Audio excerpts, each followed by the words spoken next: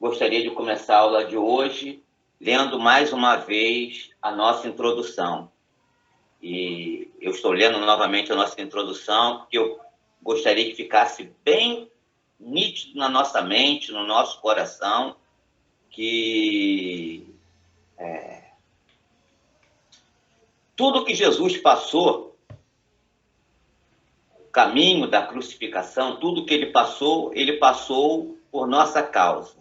Ele passou para nos resgatar. Então, que isso nunca saia da nossa mente, que os sofrimentos de Jesus eram os nossos sofrimentos, e Jesus nos substituiu. Então, eu vou ler novamente a introdução para fixar realmente isso na nossa mente. Ao analisar a obra redentora de Cristo e todo o processo que o levou à cruz, é possível perceber que um caminho estava sendo construído. Quando ele se colocou no lugar do ser humano para resgatá-lo do pecado e da morte, iniciou-se a construção de um caminho totalmente encharcado de sangue. Portanto, é o sangue que fará expiação pela alma. Em cada momento que a Bíblia relata sobre o sangue de Cristo,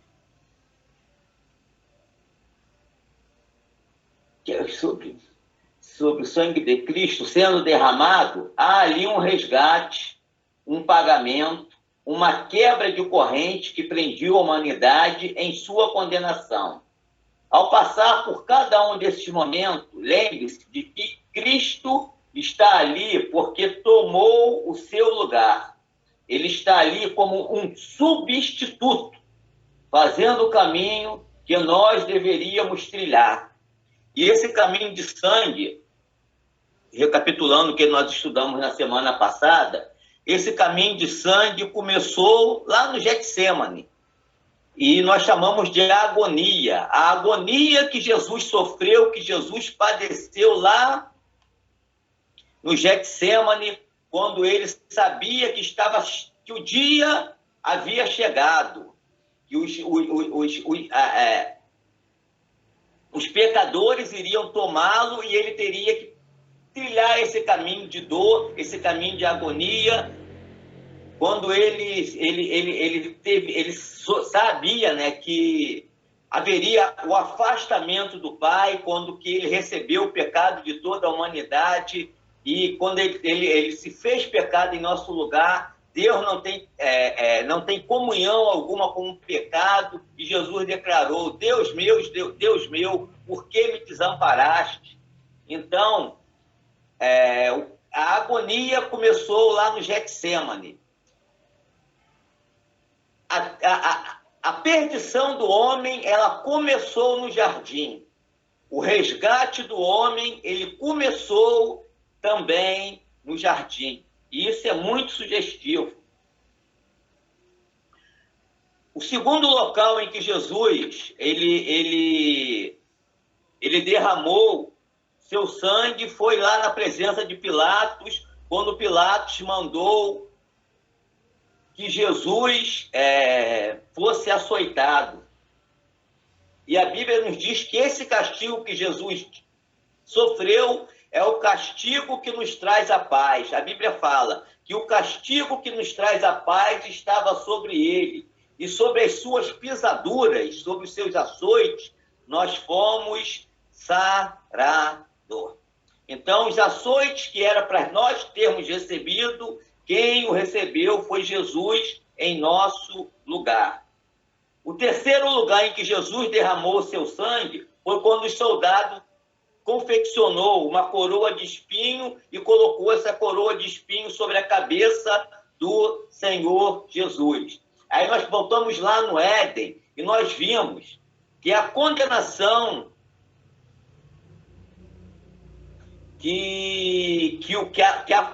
que a humanidade recebeu por causa da transgressão foi a maldição que ela se materializou em espinhos. Maldito é a terra por tua causa, e cardos e espinhos ela vai produzir. Então, quando Jesus sangrou devido ao corte provocado pelo espinho, Jesus estava ali nos libertando da maldição lá do Éden, da maldição lançada sobre nós lá no Éden. E hoje nós vamos estar falando sobre o quarto derramamento de sangue de Senhor Jesus, e foi exatamente os cravos. Beth, por favor, lê aí Lucas 23, 33.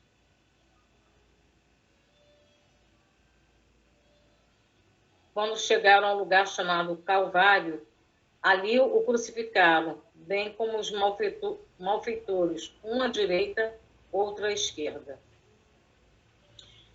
Então, uma pessoa, quando ele era condenado à morte de cruz, quando ele era condenado à crucificação,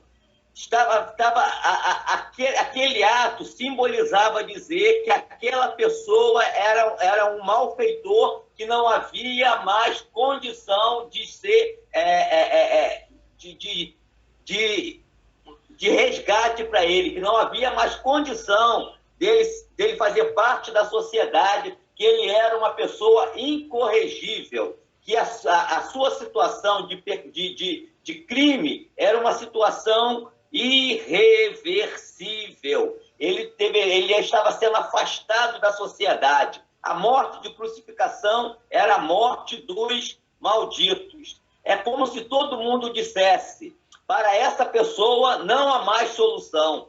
Ele é um psicopata, ele é alguém para quem não existe mais cura. A morte da crucificação era a morte provocada por maldição. Beth, por favor, lê lá Deuteronômio 21, 23.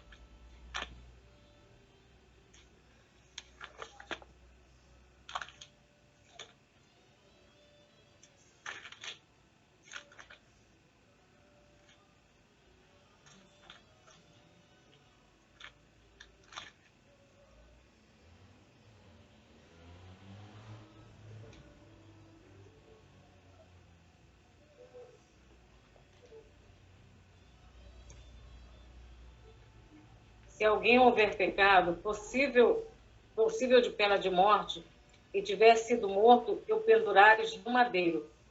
O seu cadáver não permanecerá no madeiro durante a noite, mas certamente o enterrará no mesmo dia. Porque for pendurado no madeiro é malfeitor, é maldito de Deus. Assim, não contaminarás a terra que o Senhor teu Deus te dá em herança.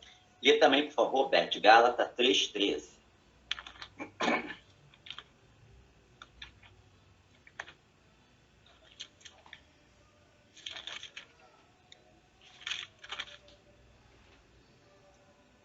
Cristo nos resgatou da maldição da lei, trazendo ele próprio maldição em nosso lugar, porque está escrito: maldito todo aquele que for pendurado no madeiro. Então, a morte da crucificação era para aquelas pessoas que não haviam mais condição de ser resgatada, não havia mais jeito para que eles deixassem a situação em que eles se encontravam. Queridos, vamos fazer um estudozinho sobre isso aí, vamos fazer um pequeno resgate e vamos ver lá qual foi vamos voltar lá no Éden e vamos ver o que Deus falou para Adão e para Eva. Gênesis 2, por favor, 16 e 17.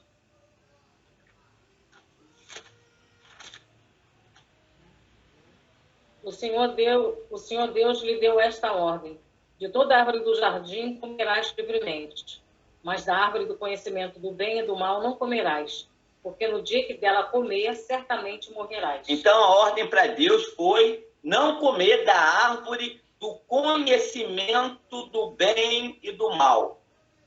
Quando o homem desobedeceu essa ordem de Deus, ele abriu a porta para o mal entrar na sua vida. O homem até ali, ele era isento do mal. Ele não tinha participação com o mal. Quando ele quando ele desobedeceu a Deus, comendo desse fruto do conhecimento do bem e do mal, ele abriu a porta para a entrada do mal na sua vida.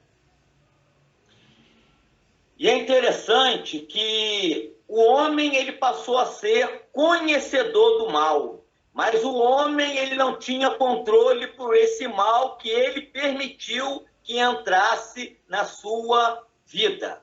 O homem não tinha controle sobre esse mal. O homem, uma vez abrindo a porta para ele, o homem seria incapaz de cumprir o desejo de Deus para com a vida dele. Ele se tornou irreconciliável. Não havia mais jeito. Ele já era algo perdido, algo que havia sido algo que havia se perdido, algo que não tinha mais condição de retorno. E vamos abrir lá em Romanos capítulo 7, vamos ler o verso de 12 a 15, que Paulo fala exatamente sobre isso.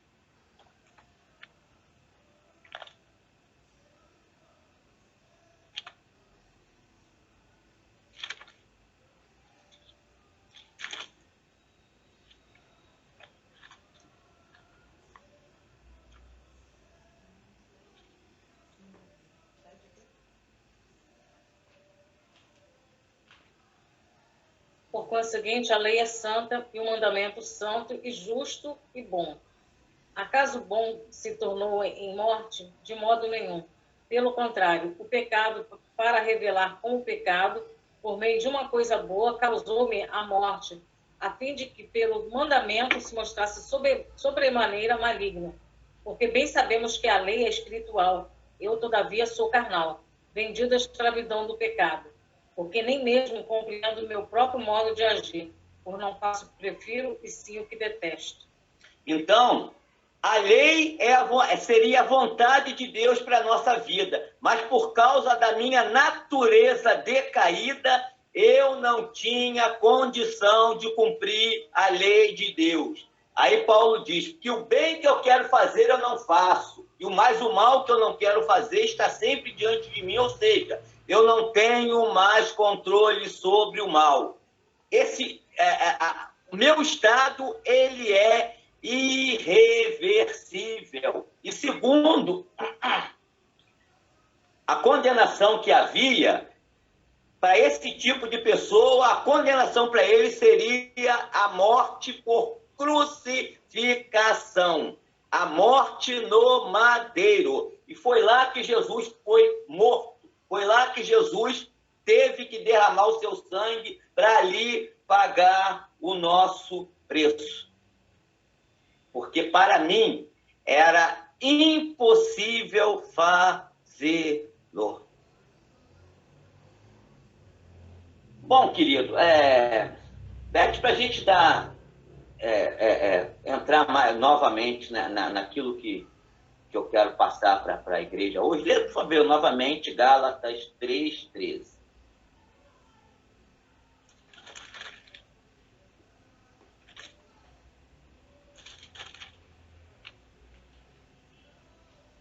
Cristo nos resgatou da maldição da lei, fazendo ele próprio maldição em nosso lugar, porque está escrito, maldito todo aquele que for pendurado no madeiro.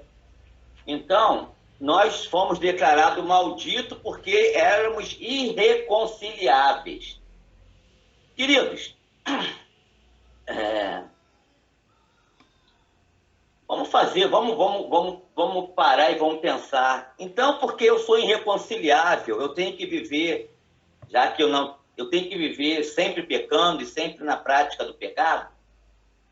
É isso que eu devo fazer? É isso que eu devo, uma vez que não tem mais jeito de reconciliação para mim? Bom, eu fiz um estudozinho aqui, interessante, que eu tinha outra coisa em mente, mas Deus estava falando comigo sobre isso. Como a gente pode fazer para vencer isso daí? Bom, primeiro, a coisa que a gente precisa fazer é conhecer os nossos inimigos. Conhecer aquilo que me fez irreconciliável. Reconhecer o que o que aconteceu quando eu abri a porta para que o mal entrasse sobre nossas vidas. Quem é o meu inimigo e como eu devo agir contra ele? Bom, eu iria fazer essa pergunta para vocês, mas já que está todo mundo de microfone fechado, eu mesmo vou responder. A Bíblia declara que nós temos 3 inimigos que nos leva e que nos conduz a não cumprir a vontade de Deus na nossa vida, que nos faz irreconciliáveis diante de Deus. E são eles: a carne, o mundo e o diabo. Então, a primeira coisa que a gente precisa fazer é identificar os nossos inimigos, que é a carne, o mundo e o diabo. Bom, uma vez reconhecendo os nossos inimigos, a gente precisa saber o que a palavra de Deus nos ensina, que é o antídoto contra esses inimigos. O que eu preciso fazer para ser vitorioso quando eu tiver que enfrentar esses inimigos, quando eu for tentado por esses inimigos. Então, vamos lá. Nós falamos que o primeiro inimigo é a carne. Beth, lê lá, por favor, em Gálatas, capítulo 5. Leia, por favor, do verso 16 ao verso 23. Porém, andai no Espírito, jamais satisfareis a concupiscência da carne, porque a carne milita contra o Espírito, e o Espírito contra a carne, porque são opostos entre si, para que não passais o que porventura seja da vontade do vosso querer. Mas se sois guiados pelo Espírito Santo, não estáis sobre a lei. Ora, as obras da carne são conhecidas e são prostituição, impureza, lascívia, idolatria, feitiçaria, inimizade, porfia, ciúme, ira, discórdia, dissensão, facção, inveja, bebedice, glutonaria e coisas semelhantes a esta, a respeito dos quais eu declaro que já outrora vos preveni, que não herdarão o reino de Deus os que tais coisas praticam. E até o 26. Mas o fruto do Espírito é amor, alegria, paz, longanimidade, benignidade, bondade, fidelidade, mansidão, domínio próprio. Contra essas coisas não há lei. E os que são de Cristo Jesus crucificaram a carne com suas paixões e suas concupiscências. Se viverem no Espírito, andemos também no Espírito. Não nos deixamos possuir de vanglória, provocando uns aos outros, tendo inveja uns dos outros. Não, então, a primeira coisa que a palavra de Deus me ensina para que eu vença a carne é andar no Espírito. Porque quando eu ando no Espírito, eu rejeito as obras da carne. E depois vocês dão uma lidinha lá que vocês vão ver a lista de obras da carne. Aquilo que eu faço, que eu pratico, quando eu estou andando, seguindo o conselho da carne.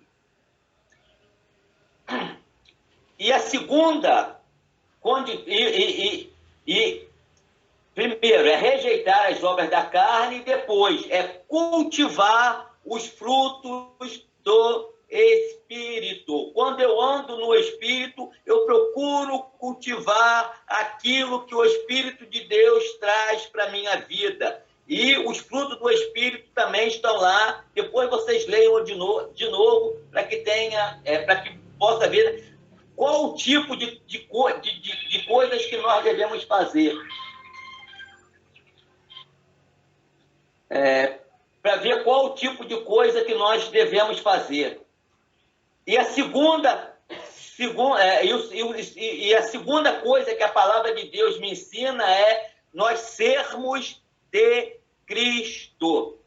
Eu vou vencer a carne quando eu andar no Espírito e ser de Cristo. Quando nós falarmos sobre o último derramar de sangue que Jesus fez, que é sobre a lança, a gente vai falar um pouquinho sobre o ser mais detalhadamente sobre o ser de Cristo, tá? Mas o que a Bíblia diz é que aqueles que são de Cristo... Beth, leia aquela parte final.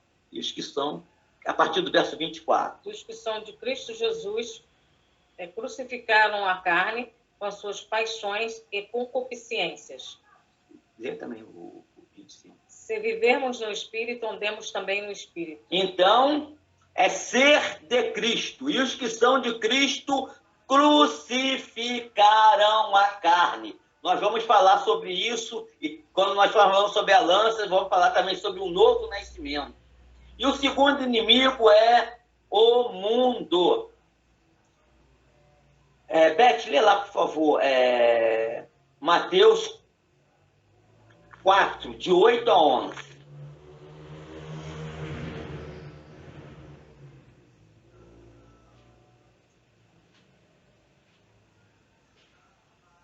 Levou ainda o diabo a um monte muito alto, mostrou-lhe todos os reinos do mundo e a glória deles. Ele disse: tudo isso te darei se prostrado me adorar. Então Jesus respondeu: retira-te, Satanás, porque está escrito: ao Senhor teu Deus adorarás e só a ele dará culto. Então Satanás levou Jesus a um alto monte, e aí a gente entende que a tentação no deserto foi algo produzido na mente de Jesus, porque não existe nenhum monte grande o suficiente para que veja todos os reinos do mundo. Então a gente entende que foi uma tentação muito parecida com a nossa, ou seja, uma tentação na nossa mente. Então Satanás mostrou todos os reinos do mundo e disse para Jesus: olha, tudo isso eu te darei, o mundo vai ser teu, desde que você prostre-se e me adore. Então,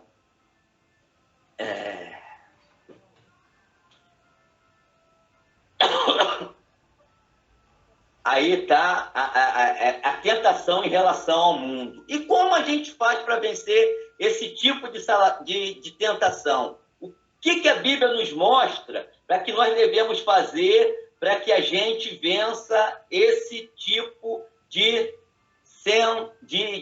tentação? E a resposta é, querido, tomando posse das promessas de Deus. A gente está...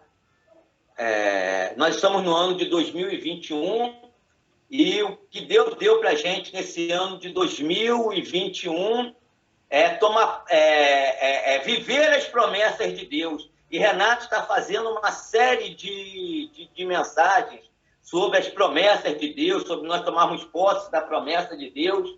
Então, fica muito próprio a gente estar estudando sobre isso, porque o meio que a gente tem para vencer o mundo é exatamente esse: tomar posse das promessas de Deus. E como eu tomo posse das promessas de Deus? Beth, abre lá, 1 João 5, 45.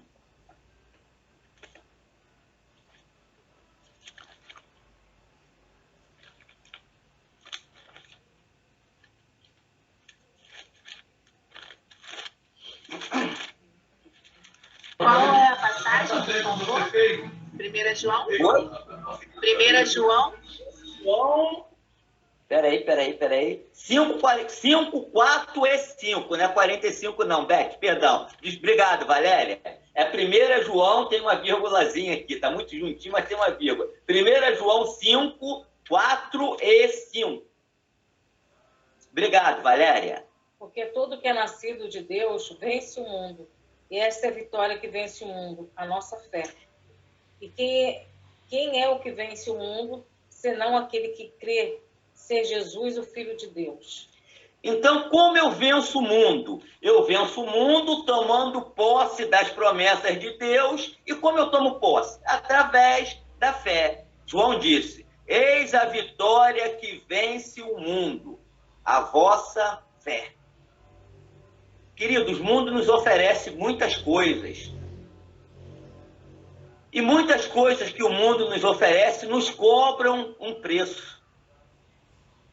Quem disse que o pecado é ruim está mentindo. Porque se o pecado fosse ruim, não havia tanta gente caindo nele. Os prazeres que o mundo oferece, para a nossa realidade, são muito bons. Mas aquilo que Deus tem para nos oferecer, as promessas de Deus, é algo muito maior e que ofusca aquilo que o mundo oferece. Jesus falou que o reino de Deus é semelhante a uma pedra preciosa, uma pedra de grande valor, que alguém que a descobre vende tudo que ele tinha para adquirir aquela pedra. Querido, não existe nada nesse mundo que possa se comparar àquilo que representa o reino de Deus. A pedra de grande valor, que simboliza o reino de Deus, é muito mais precioso do que tudo aquilo que Satanás ofereceu a Jesus no deserto. É muito mais precioso do que tudo aquilo que o mundo pode oferecer. E eu vou dar alguns exemplos de pessoas que venceram o mundo através da sua fé. Então, Beth, por favor, abra aí no capítulo da fé. Você sabe qual é o capítulo da fé? Hebreus, capítulo 11. Vamos lá, abre em Hebreus, capítulo 11. Que é o capítulo da fé. Eu não vou ler todo o capítulo 11, porque ele é muito grande, tá? Eu vou separar alguns versículos, mas eu sugiro a vocês que depois da aula, vocês leiam todo o capítulo 11 do livro de Hebreus. Beth, leia o verso 13 e 14 para a gente, para começar.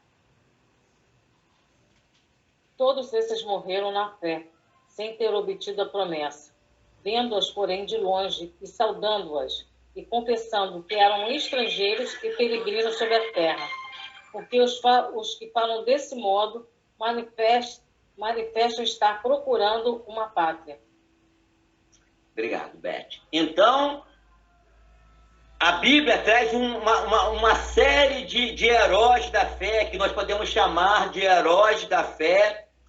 E a Bíblia diz que eles rejeitaram tudo por causa das promessas que eles recebiam de Deus, e ainda que eles não tivessem alcançado a promessa, eles a viam pela fé e a saudavam e consideravam como peregrino sobre essa terra. E o autor de Hebreus diz, eles assim faziam, porque aqueles que se consideram peregrino numa terra é porque está esperando algo que é melhor, algo que é celestial. Lê também, Beth, os versículos 39 e 40.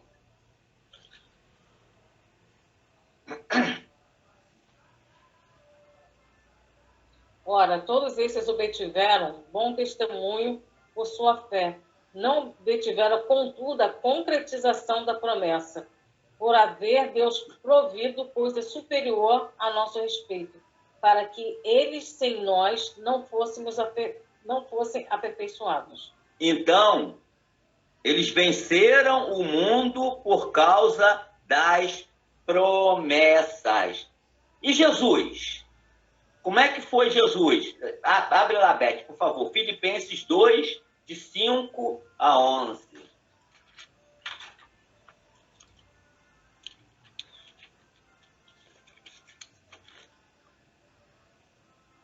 Tendo em vós o mesmo sentimento que houve também em Cristo Jesus, pois ele, subsistindo em forma de Deus, não julgou como usurpação ser igual a Deus.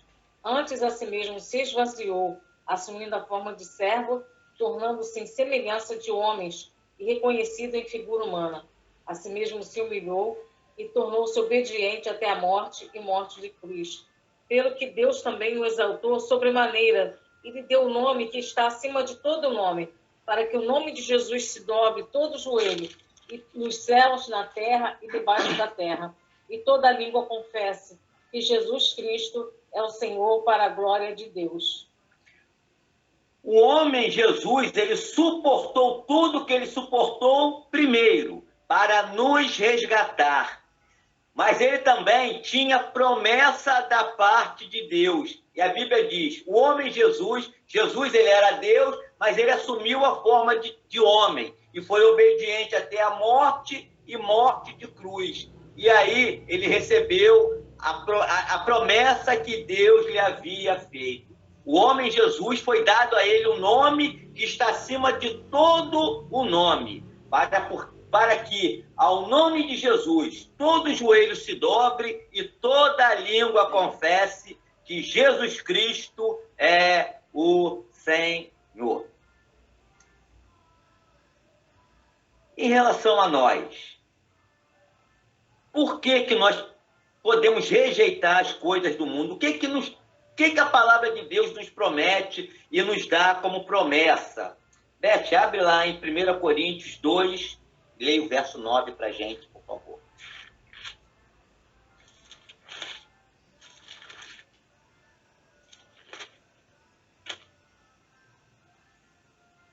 Mas está escrito, nem olhos viram, nem ouvidos ouviram, nem jamais penetrou no coração humano o que Deus tem preparado para aqueles que o amam. O que Deus tem preparado para a gente, Beth, que vale a pena a gente rejeitar qualquer coisa que esse mundo possa nos oferecer? Lê novamente. Nem olhos viram, nem ouvidos ouviram, nem jamais penetrou em coração humano o que Deus tem preparado para aqueles que o amam. Quem é a pessoa mais rica do mundo hoje? Sinceramente, eu não sei. Algum tempo atrás, eu não sei se continua sendo ele, era Bill Gates. Queridos, o que Bill Gates pôde usufruir com toda a fortuna que ele ajuntou não se compara em nada àquilo que Deus tem preparado para cada um de nós. Porque a Bíblia diz que o que Deus tem preparado, os olhos humanos não pôde contemplar, os ouvidos humanos nunca ouviu. Queridos, se a gente for chegar lá em Apocalipse, mostrar o que há de promessas, revelações que Deus mostrou a Jesus, do lugar onde nós vamos morar, daquilo que nós vamos usufruir, sem contar na presença de Deus, eu vou dizer dioturnamente, que é para a gente entender, mas a Bíblia diz que ali não vai ver mais, o tempo não vai ser mais inimigo nosso. Então, para que a gente entenda, eu vou falar dioturnamente vivendo na presença de Deus, porque lá, quando a gente estiver lá, não haverá mais tempo. O tempo vai deixar de existir. Então, queridos, eu venço o mundo tomando posse das promessas que Deus me fez. Aquilo que o mundo me oferece não se compara em nada. Os prazeres momentâneos que o mundo pode me oferecer não se compara em nada com aquilo que Deus tem preparado para cada um de nós. E o terceiro inimigo é o diabo. Beth, lê aí pela gente, por favor. Tiago 4, de 6 a 8.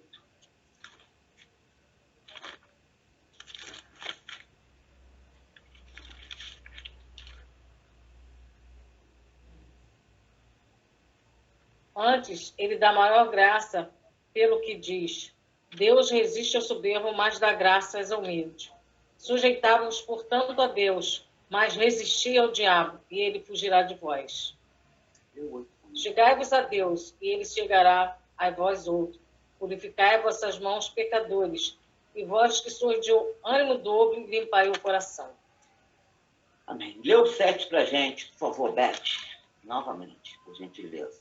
Sujeitai-vos, portanto, a Deus, mas resisti ao diabo, e ele fugirá de vós. Sujeitai-vos, pois, a Deus, resisti ao diabo, e ele fugirá de nós. Para ser bem específico sobre o que Tiago nos estava aconselhando a fazer, é ser obediente à palavra de Deus. Quando eu obedeço à palavra de Deus, eu estou sendo sujeito a ele e estou resistindo ao diabo. Foi exatamente isso que Deus fez, que Jesus fez quando foi tentado lá no deserto. Lê lá para a gente, velho. Vamos ler sobre a tentação. Mateus 4, de 1 a 11.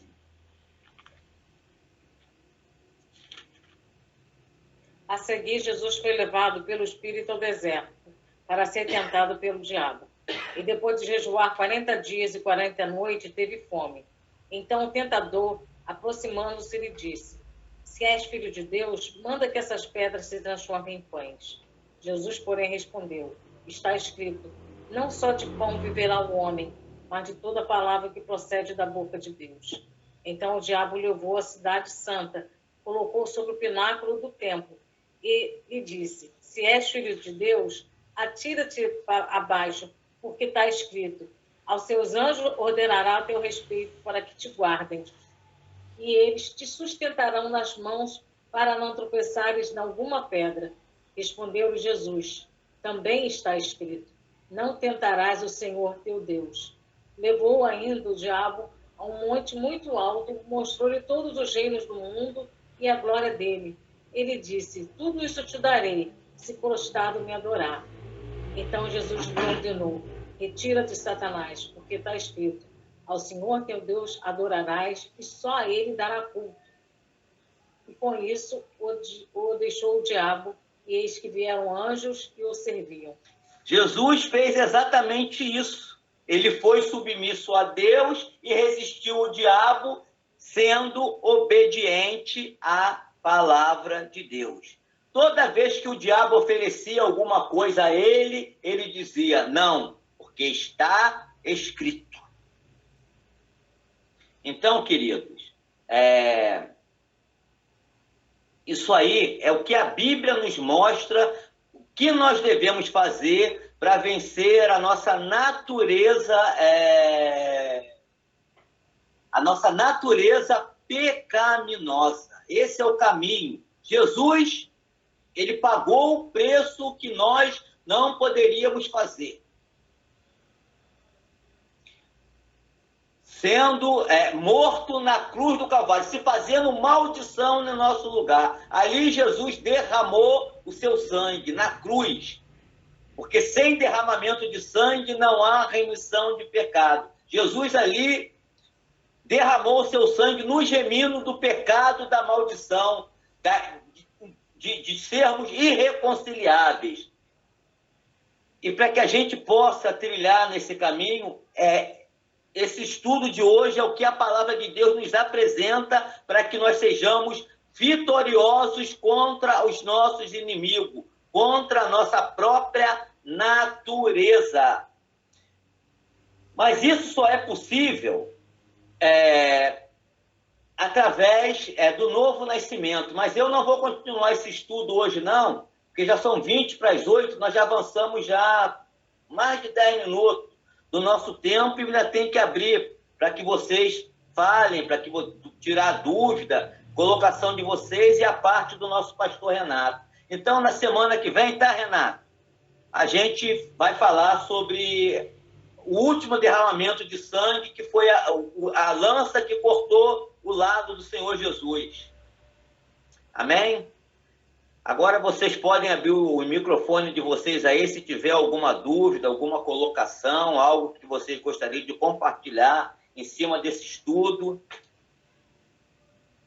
A hora é essa. E depois, pastor Renato, está contigo, tá, querido? Alguém tem alguma dúvida, alguma coisa que gostaria de compartilhar em relação ao estudo que nós fizemos?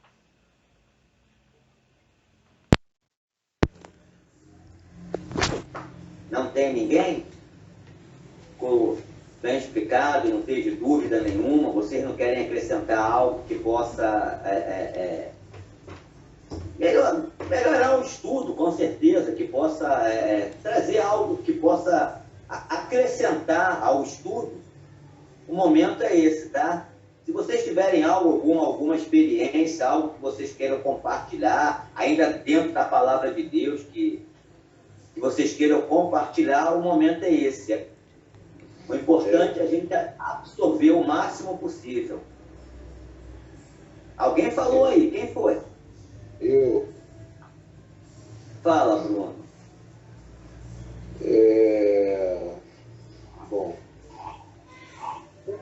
gente pode, como é que eu vou dizer? Tem alguns cristãos mais antigos que não gostam nem de ter televisão em casa, né? Outros já têm determinados programas de televisão, filmes, enfim, que eles evitam de assistir, né? Porque aquilo ali traz toda a cultura do mundo para dentro da sua casa e isso, assim, essas pessoas não gostam, né? Agora, como a gente faz para tentar se manter cada vez mais atualizado com relação à cultura, né? A cultura que envolve a programação, né, da televisão, filmes, né? Sem se contaminar com as questões de sensualidade, esse tipo de coisa que está muito presente, né, em várias programações, em vários filmes. Que tipo de medidas assim, a gente pode fazer, né, sem que a gente se torne uma pessoa ignorante, sem acesso ao que está acontecendo hoje em dia, através da cultura, através da televisão, mas ao mesmo tempo se manter firme, né, no propósito de se manter puro e santo. Bruno, sem querer me intrometer na experiência pessoal de cada um, porque cada um tem a sua própria experiência e procura viver da maneira que ele acha que é melhor para que possa agradar a Deus. Eu não tenho nada contra a televisão, não tenho nada contra músicas do mundo. Tem até músicas do mundo que falam até, às vezes, muito mais do que certas músicas pseudos evangélicas aí, e não tenho nada contra isso. Muito pelo contrário. Jesus não nos tirou do mundo. Muito pelo contrário. Jesus falou: Pai, não os peço que os tire do mundo, mas que os livre do mal. Eu acho que o que a gente precisa é ter discernimento das coisas que me deixam frágeis ou não. Isso aí é pessoal de cada um. Tem pessoas que podem pregar vamos dizer, a prostituta sem se incomodar com isso. Tem pessoas que não é bom fazê-lo. Tem pessoas que podem entrar num bar tranquilamente e pregar o evangelho para aquelas que estão participando de bebidas alcoólicas. Tem pessoas que eu não aconselho a fazê-lo, porque ali é uma área frágil de cada um. Cada um conhece aquilo que é a sua área frágil. Eu gosto de Jesus, que Jesus ele pregava para prostituta, ele pregava para beberrões, ele pregava para comilões, ele pregava para publicano, ele pregava para fariseus. Jesus não tinha área em que ele não entrasse, que ele não pudesse falar. Agora, naquela área em que nós somos sensíveis, eu aconselho a não fazê-lo. E aí é particular de cada um. Eu tenho 3 televisões aqui dentro da minha casa e não tenho nada contra elas. Eu não tenho nada contra adquirir cultura. Agora, cada um sabe onde a bota aperta. Se o comer carne me faz mal, eu não vou comer carne. Se o vestir determinada roupa me faz mal, eu não vou vestir determinada roupa. Mas isso é questão pessoal de cada um. Volto a repetir. Ver televisão, usar determinado tipo de roupa, pregar para prostituta, entrar em bar para pregar em bar, ou até para conversar com amigos, isso não contamina a ninguém, a não ser aqueles que têm fragilidade naquela área. A esses, eu aconselho, se aquilo ali pode te fazer tropeçar, não faça. Se a sua mão direita te faz tropeçar, corta. Que é melhor entrar no reino sem uma das mãos do que ter as duas mãos e ser lançado fora do reino. Aí é pessoal de cada um. Tem gente que o que faz tropeçar são os olhos. Então, aquilo que nos torna frágil, eu não aconselho a fazê-lo. Caso ao contrário, as coisas estão aí para que a gente possa usufruir mesmo. Agora, cada um veja conforme se comporta. Tá ok, Bruno? Ou ainda resta alguma dúvida? Perfeito, tá ok. Volto a dizer, eu não tenho nada contra a experiência de cada um. Se as pessoas não querem ver televisão porque se sente melhor assim, amém. Mas eu tenho a minha e assisto, tá? Mais alguém?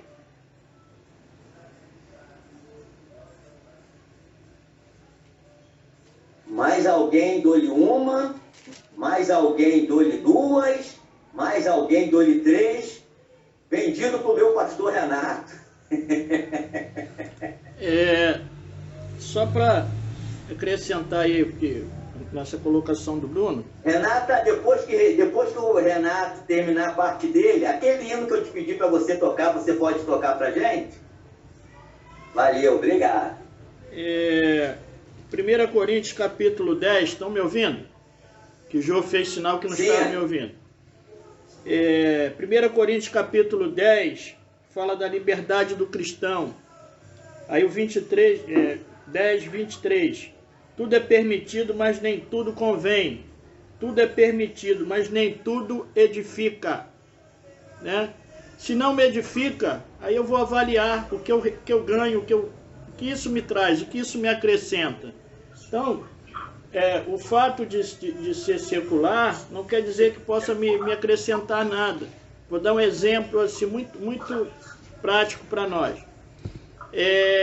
Nós temos um clube de leitura e quarta-feira nós vamos fazer um novo encontro.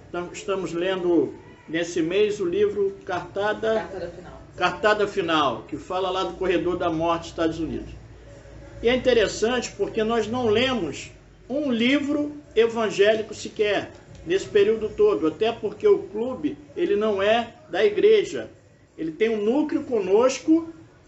Isso é uma estratégia que Deus nos deu para alcançar as pessoas, é uma estratégia evangelística, mas não é livro religioso. Nós lemos já de tudo, nós lemos holocaustos, nós lemos... E muitos livros que nós lemos, né? Nós lemos um livro chamado Capitães de Areia, do Jorge Amado, que é um ateu. Jorge Amado era um ateu, comunista. Mas o livro dele, os personagens que ele criou, é uma obra de ficção. São personagens tão reais que nós... não tem como você não ver Deus ali, não perceber Deus, a mensagem de Deus ali naquele livro. Nós temos um outro grupo à parte, né? E nós terminamos de ler agora um livro chamado Os Miseráveis, de Victor Hugo. Um livro de 1.500 páginas. Nem sei quantos meses nós levamos. Nós lemos 200 páginas e tinha um encontro. Agora 5 meses, Jô está me sinalizando, 5 meses. Nem todos aqui participaram. E aí nós lemos esse livro, aí vimos um filme que é um musical, e agora vimos a minissérie, uma série baseada nesse livro. E embora seja um livro secular, se você lê o livro, como Deus falou conosco por meio dos Miseráveis. Quem leu Os Miseráveis, Reinaldo, Jô, Beth está aí, sabe o que eu estou falando. Tem um personagem criado pelo Victor Hugo, que é um bispo, né, que nos deixou assim, por muito tempo, caminhando com aquele bispo.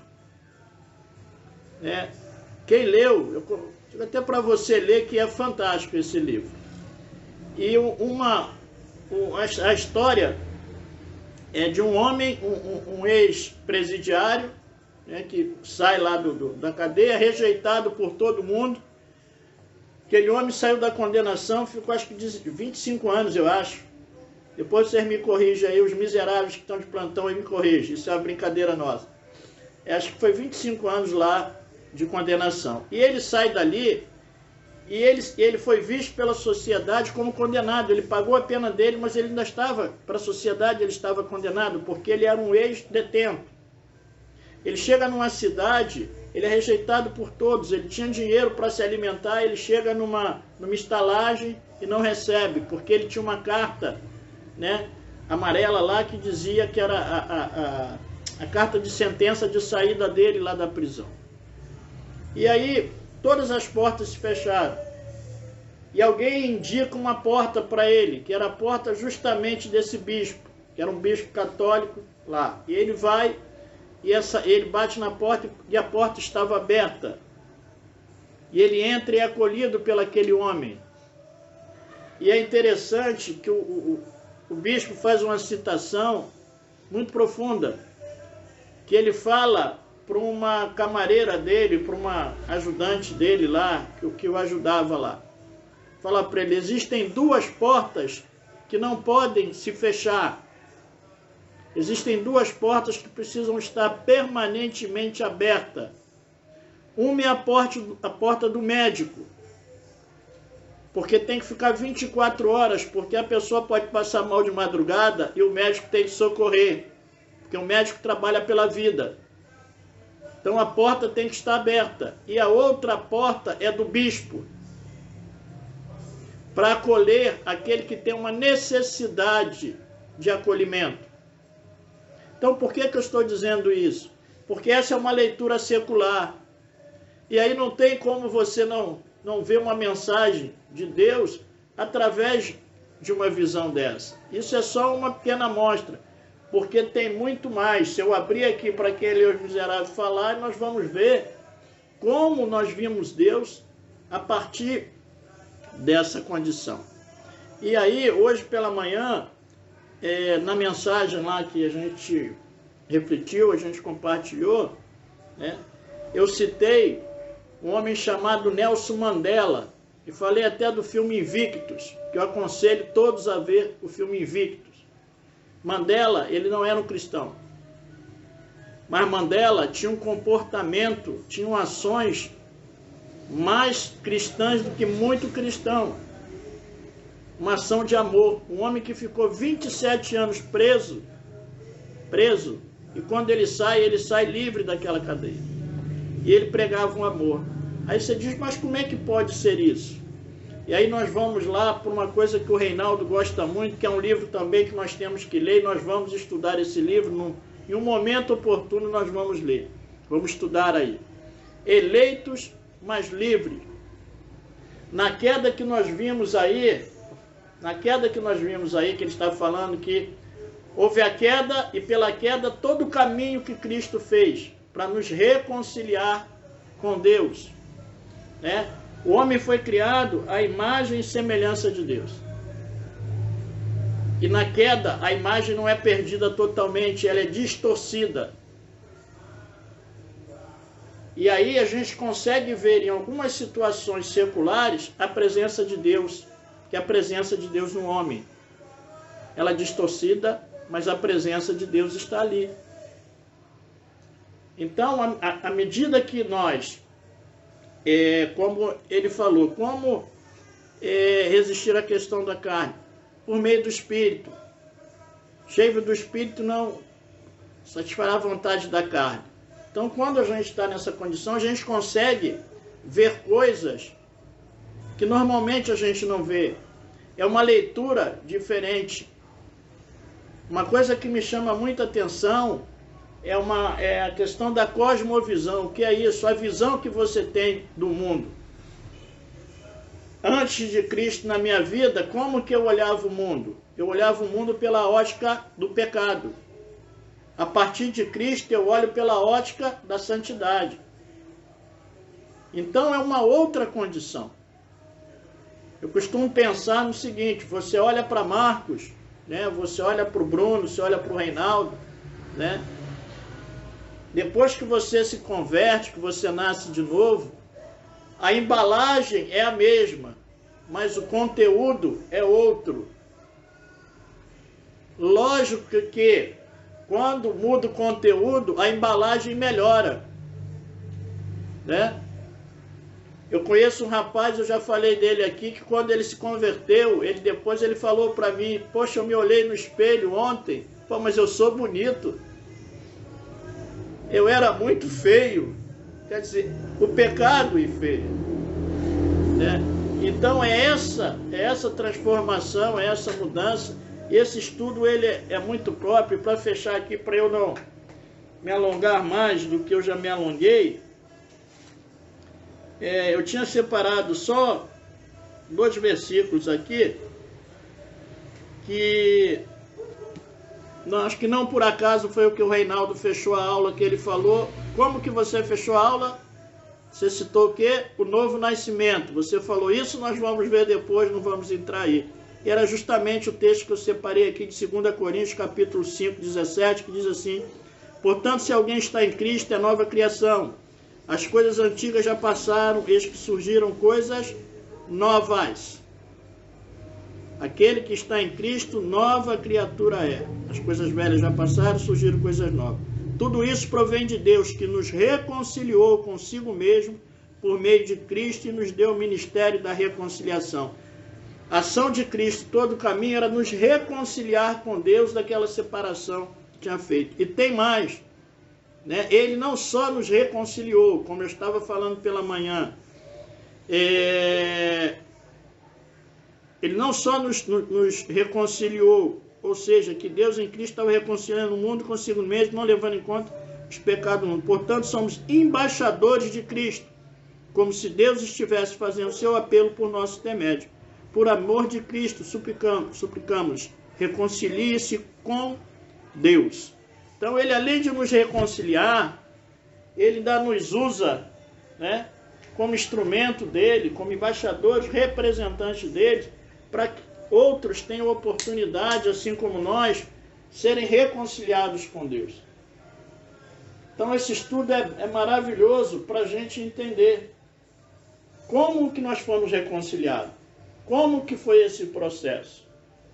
E aí nós estamos tendo a oportunidade de ver de uma forma muito clara como que aconteceu isso, como que foi esse processo, como isso se processou através da obra de Cristo e como ele realizou essa obra. Amém?